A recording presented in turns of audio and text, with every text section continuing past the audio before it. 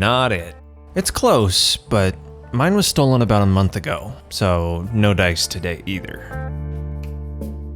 This is how every couple days seems to go. Just me in a world that doesn't seem to exist anymore. Still holding out hope that the ending just hasn't happened yet. That justice is on its way. Some hero will come and make things right. That just didn't happen though. Nobody even really showed up to try and help. It was just me here, and it was too late before I even got started.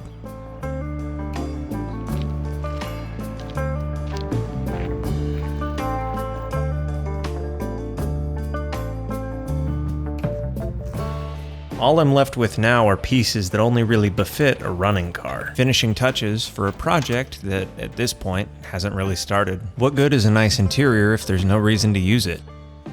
The initial plan was great, but all that's left of it right now is this seat cover. Whole lot of use that is in a car I can just sit in. And when I ordered it, the plan was to basically just get the truck driving as soon as possible. And this was really for while I did that, to offer some sort of a barrier between me and 50-year-old foam. Why do I still feel like doing this now, though? It's not like this gets me any closer to a running car, or even come close to making up for the theft. But maybe it's a way to cope. Maybe my want to do something productive is a way to soften the blow of what's already happened, or at least distract me from it.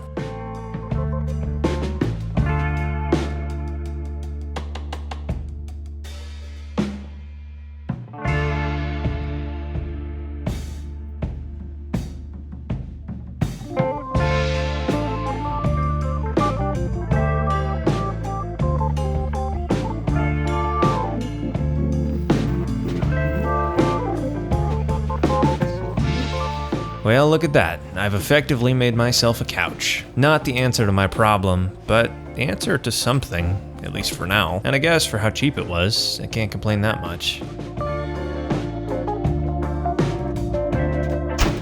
Man, now that I look at the truck like this, it's making me realize just how far it is from being roadworthy. Sure is missing a lot on the inside. Plus, I guess running doesn't exactly mean driving. After all the carburetors in the world won't get this truck to roll on tires as old as these.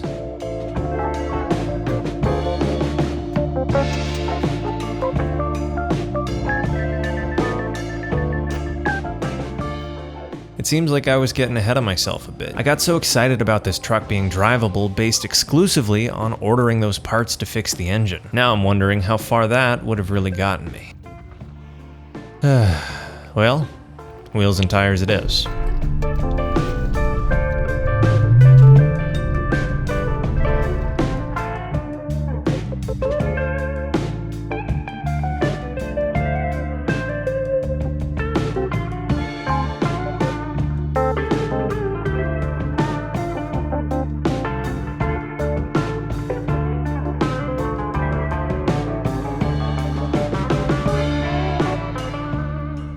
Whether the stolen parts return or not, this truck is a long way from being drivable. To my knowledge, it hasn't ran or really moved for 2 years. Who knows if the engine was really my biggest concern after all. But for $400, I still feel like the truck wasn't a bad deal.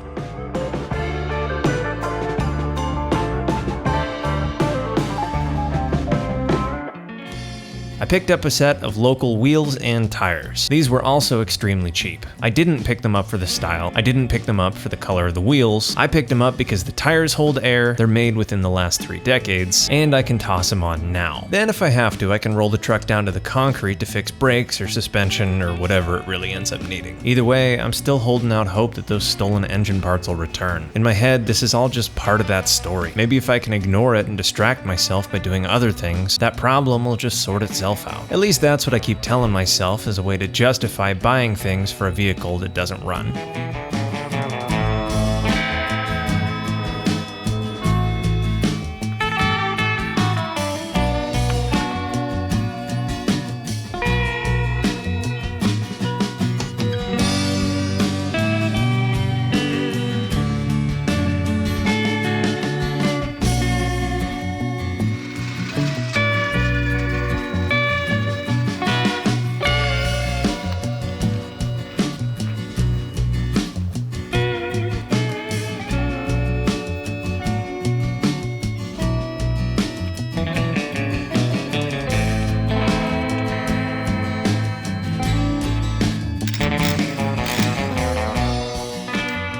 Though 2 of the wheels are missing a lug nut, my initial observations taking them off are pretty good. Disc brakes up front, drums in the back, not even that bad a pad life. Sure, there's signs of age in the suspension, but for $400, this truck is still an absolute steal. Almost anything can be fixed, after all.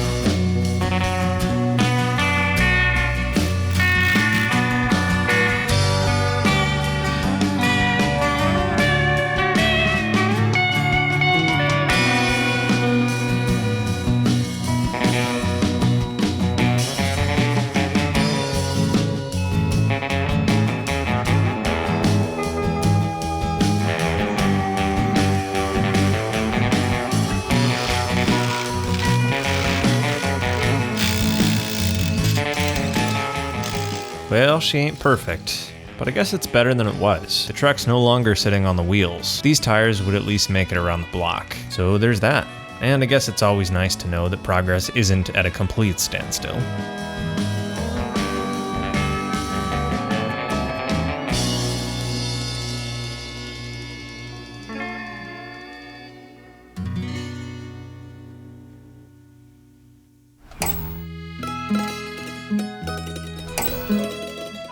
I wish this box were filled with parts that this truck really needed. Sadly, that's not the case. This was another purchase from back when I bought everything initially. More parts that would make a big difference on a vehicle I could drive. But right now, they just seem like icing for an inedible cake. Still, for some reason, I can't help myself but wanting to put them on. And I know it's not going to dramatically change the situation, but I still can't help myself. These are some used door cards. And while they're technically not the right color for what this car originally came spec'd with, none of that original trim is savable anyways. And I got the set cheap from a buddy of mine who has a couple old Broncos. They're not perfect or new by any stretch of the word, but they do work. Though I do need to order some clips to get it to attach fully. It sure does feel nice doing something though.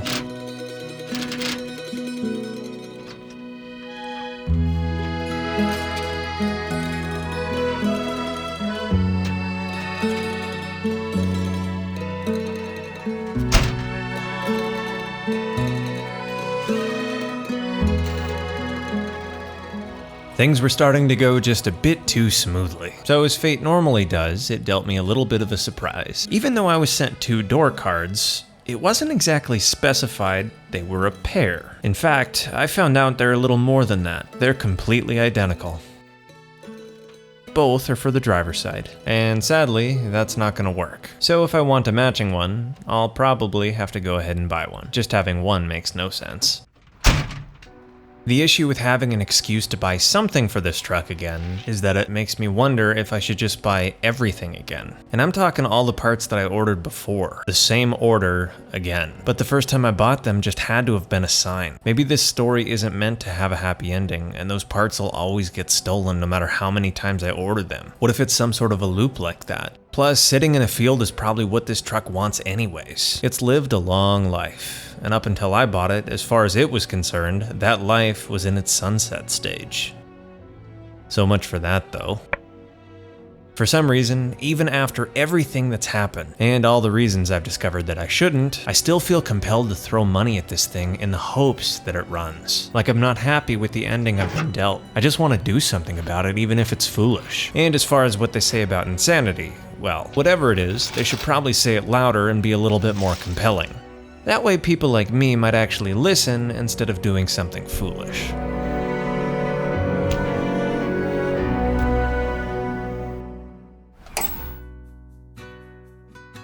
Only cost me twice as much money as it should have, plus 4 times the time. But a deal's a deal, and what's past is done. All the parts I need to know if this truck starts are right here. And while it's not everything to rebuild the engine, it should be enough to know if it's worth saving. I picked up spark plugs because who knows when those were last done, as well as an adapter so that we can run a new carburetor. The issue that caused this truck to originally get parked was that the carb was needing a rebuild. And while rebuilding it is definitely an option, if I want to make more power than this truck originally came with, upgrading isn't a very bad idea. This is a 750 CFM Classic, and it'll be extra fun because it's the first carburetor I've ever worked on. I also picked up some plugs, vacuum line, fuel line, air cleaners, and a whole host of other things that can help me get this car running. Now I guess comes the fun part, learning a brand new engine.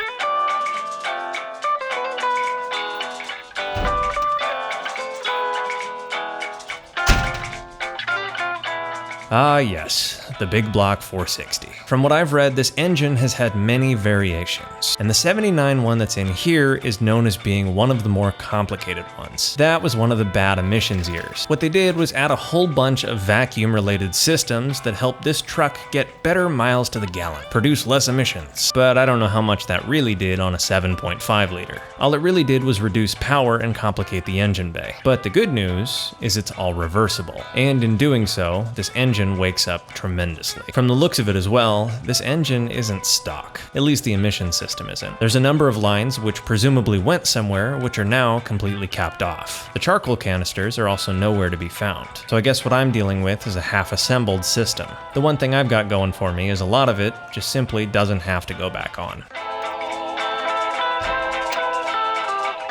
My goal right now is to basically learn the engine bay as I take off the air cleaner. I want to try and memorize where as many of these vacuum lines go as I can. At some point, the plan is to really simplify them, but it makes no sense to try and do that on a truck that hasn't started. So before wasting time doing that, my plan is to just see if the truck starts. In other words, plugs, swap the carburetor, check fuel, check fluids, and then plug in enough vacuum lines to get it running. The rest can just be plugged. But before I get too ahead of myself, spark plugs are really the best first place to start. It's like a 5-minute job on this engine, and a lot of them are pretty corroded. Nothing concerning, but definitely worth replacing. It's also worth noting that down the line, I'll upgrade the distributor, the cap, and the rotor to a better, more power-friendly version. But a lot of the power mods for this engine you have to do all at once, and there's no use in even thinking about that when I don't know if it runs.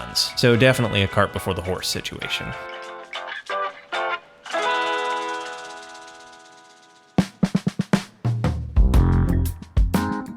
With the new plugs in, it was time to remove the carburetor. And while I have a vague understanding of how carburetors work, this is the first one I've really worked on. But it's been a goal of mine to learn more about how they work. And to be honest, I think that'll be a lot easier to do on a new one as opposed to this old one, especially one that was built with way more vacuum lines than typical. I held the new carburetor up next to the old one, and everything is effectively in the same position. Electric choke, vacuum secondaries, even the throttle looks similar. Which is good because it means I won't have to modify too much. Really, just disconnect the lines and then the 4 bolts holding it in place. It's also been sitting long enough that there was no fuel in the line, which made it even easier.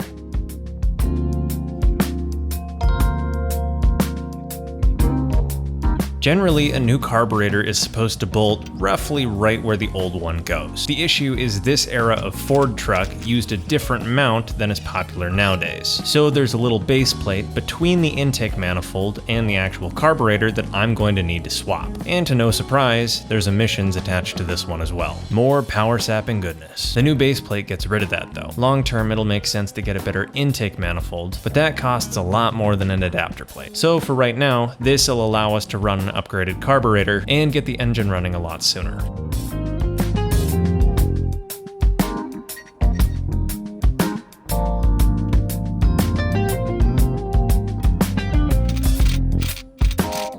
With the help of this adapter plate, the carburetor fits perfectly. Now it's just a matter of hooking everything back up, and I've got 4 basic systems that I need to worry about: choke, vacuum, fuel, and throttle. And honestly, they're all pretty simple. Choke is definitely the easiest because we're going from an electric choke to an electric choke. The same single wire gets plugged in. Fuel gets a little bit more complicated. This carburetor is a double pumper, and because of that, we have 2 fuel inputs as opposed to the 1 on the old carb. Thankfully, they make a nice little metal kit to connect the 2. Then it's just as simple as using fuel line to connect it to the old input. Long term, I'd like it to be better, but right now I just want to start the car.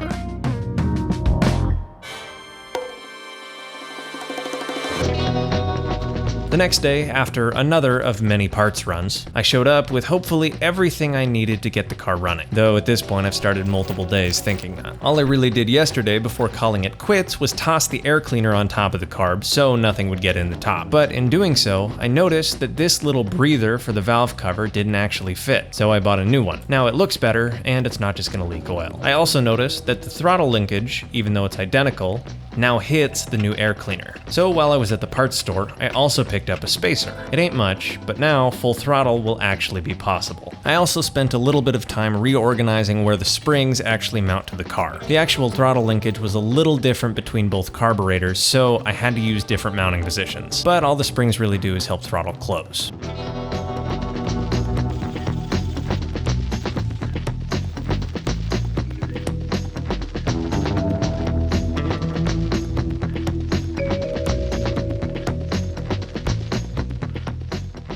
The only system that's technically left is the vacuum, but given how much there is I need to learn about it, I know it's not going to be perfect. In fact, I'm sure I'll be making a lot of modifications to it over the coming weeks. But my main goal right now is to simply make sure that the sensors that were on the old system are still on the new one where applicable. I don't really need to know what everything was if I can mimic where it originally went. Learning is going to come with time, and a lot of it's just going to go away eventually anyway. So right now, I'll call it good by just making sure nothing is left unplugged.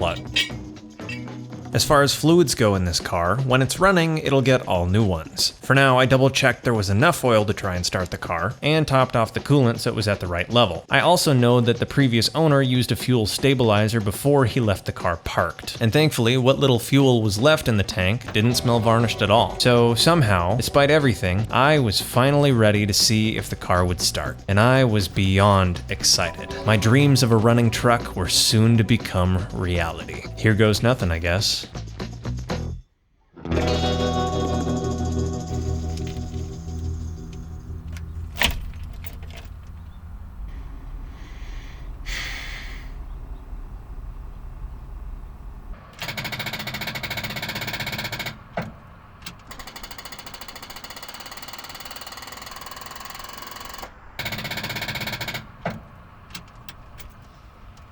Yeah, my jump pack's not strong enough, is it?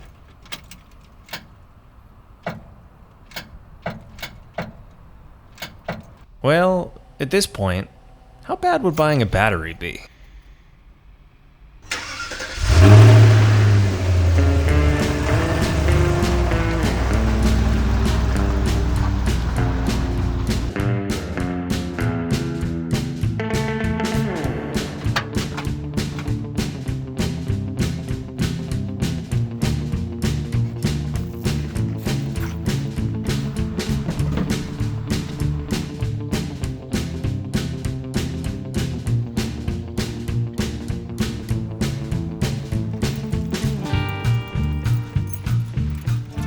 Okay, take two, new battery. Did it make any difference? Well, it's cranking now, which is good because it's not locked up, but it sure doesn't sound like it's wanting to start. It's getting air, but what about fuel or spark? Well, I guess spark is pretty easy to confirm.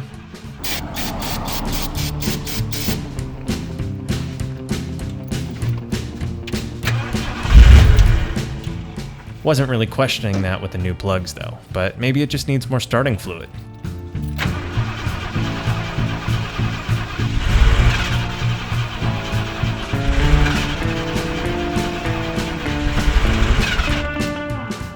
Yeah, I don't think she's getting fuel. And just looking under the car for a second makes me understand why. Looks like the main line feeding into the fuel pump has definitely seen better days. That crack sure is not supposed to be there. And it doesn't look like it's leaking or anything, but I'm gonna replace it while I'm here. My guess though is the pump is pretty old. And they're pretty cool. They're entirely mechanical, cost no more than about $30. Given how simple the truck is, it took me more time to drive to the store and buy the part than actually swap it. 2 bolts, a feed, and an output. That is really as simple as it gets. But now, technically speaking, this car has basically an entirely new fuel system. Other than the tank and the hardlines, Everything leading to the carburetor is brand new. And sure, I'm kind of just throwing parts at it right now, but I really want it to run. I've got this built up so much in my head. And just to confirm my theory that fuel was our issue, I checked the feed line to the carburetor and it was dry. So in theory, if we crank it enough, now that it's got a new fuel pump and new lines, it will eventually get fuel. Who knows how long that's actually going to take though.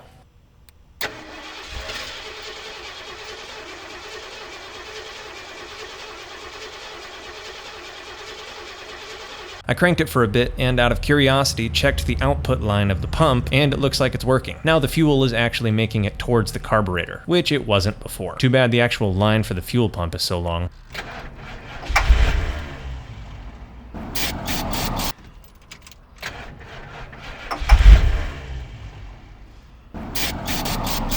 Come on.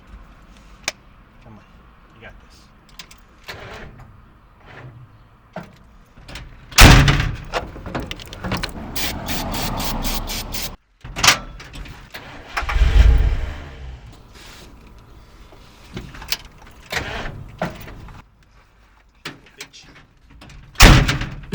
They say patience is a virtue, but right now I sure don't see it. Sadly, it seems like I'll have to wait for the new battery to recharge. Gotta love it. Will it start? That's the kind of question that always worries me with a new project. But for some reason, it seems kind of like a non-issue right now. It's not like I'm glad those parts were stolen or anything, but they sure do make me realize that there are much bigger issues out there than whether a $400 truck will start on the first try. Right now it seems like more of an inconvenience than an actual problem. And even if it doesn't start, I guess I won't be in a much different place anyways. The bad ending's already happened. Those original parts are probably history. Besides, who says I can't try and make a better ending? I've got nothing to lose at this point.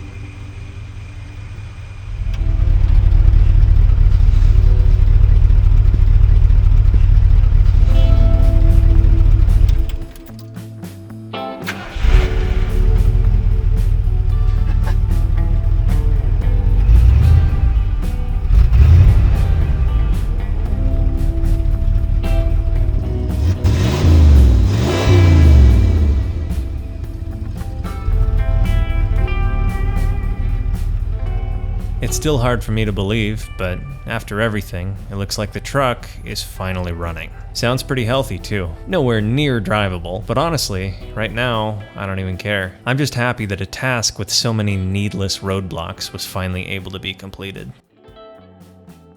I don't know if I'll ever truly move on past having those parts stolen. And honestly, I'll probably always be paranoid that it'll happen again. Maybe it doesn't have to be about moving on anyways. Maybe it's a better use of effort to just learn to live in the wake of whatever happened. It's not like endings are ever really set in stone.